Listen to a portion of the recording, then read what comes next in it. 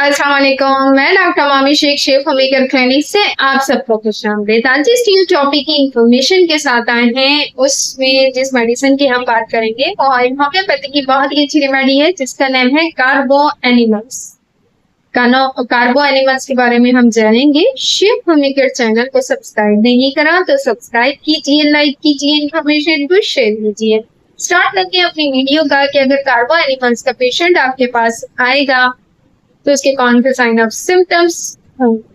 अगर इसका कोई भी पेशेंट आपके पास आता है तो वो उसमें कंप्लेन ये करेगा कि इसको ग्लैंड्स में बहुत ज्यादा सख्ती पाई जाएगी। अब सख्ती कौन सी ग्लैंड्स की होगी? ये जस्ट लाइक जैसे ब्रेस्ट के ग्लैंड्स हो गए हैं, अंडर आर्म्स ग्लैंड्स हो गए हैं, उसमें इसको सख्ती का एहसास होगा। इसका जो पेशेंट है वो गर्म जगह पे अपने आप को कंफर्ट फील करेगा और अगर इसको ठंड वाली मौसम में जाए तो इसकी अलामात में इजाफा होता है। इसका जो पेशेंट है वो बहुत ज्यादा बूढ़े बुजुर्ग भी हो सकते हैं, नौजवान भी हो सकते हैं। अगर कोई नौजवान होते हैं तो यंग एज वाले लोगों को इस तरीके से होगा कि उनको फेस पर एक्नी और पिंपल्स लाइक दानों वाली शिकायत हो जाएगी। उसमें जो भी किस्म के अखराजात होंगे वो काफी स्मेली होंगे, बल्कि इसको किसी भी किस्म के इस पेशेंट को अखराजात होंगे तो वो सब ही स्मेली किस्म के होंगे। इसके जो पेशेंट है इसके मुंह से कंटिन्यूसली निकलेस होने की वजह से और गदूदों में बहुत ज्यादा सख्ती होने की वजह से ये होता है कि इसको स्पाइल कंटिन्यूसली रहता है कि इसको डाल इसके मुंह से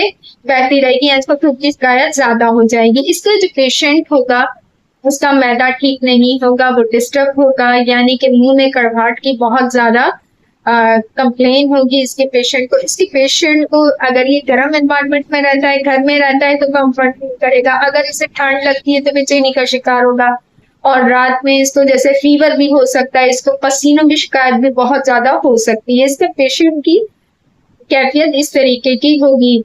इसके जो पेशेंट है उसको अगर ये लेडी वुमेन आ रही है, कोई सिजेरियन आ रही है तो रहम की तकलीफात भी इसमें पाई जाती हैं, उसमें भी इंफ्लेमेशन की कंडीशन इसको हो सकती है, किसी किस्म का इन्फेक्शन हो सकता है। और गदूद की सूजन तो मेन मैं आपसे ये बात कर रही हूँ कि ऐसे पेशेंट को ये तकलीफ होगी जिसमें गिल्टियां भी बन सकती हैं, दर्द भी हो सकता है। इसके पेशेंट को माहवारी की शिकायत जो होगी वो कभी ज्यादा ब्लडिंग भी आ सकती है, बहुत ज्यादा स्मेलिंग भी हो सकती है और कम भी आ सकती है, यानी कि अगर 1 मंथ में 2 से 3 टाइम भी आ सकती है इसके पेशेंट को। हर पेशेंट का कॉन्स्टिट्यूशन अलग होता है, लेकिन क्योंकि हम यहाँ पे मेडिसिन की बात कर रहे हैं तो हम मेडिसिन के सिम्टम्स को देखते हुए उसकी पोटेंसी का इंतखाब करते हैं कि वो पेशेंट जो हमारे पास आ रहा है क्या वो क्रॉनिक केस का है, क्या वो एक्यूट कंडीशन का है।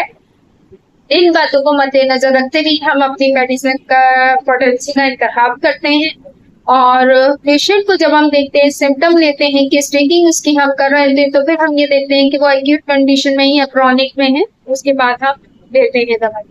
इसी के साथ मैं इजाजत चाहूंगी। इंशाल्लाह ताला नेक्स्ट टॉपिक नेक्स्ट वीक में नेक्स्ट इन्फॉर्मेशन के साथ मुलाकात करेंगे। Doctor Mavi Shaikh homeopath clinic. अल्लाह।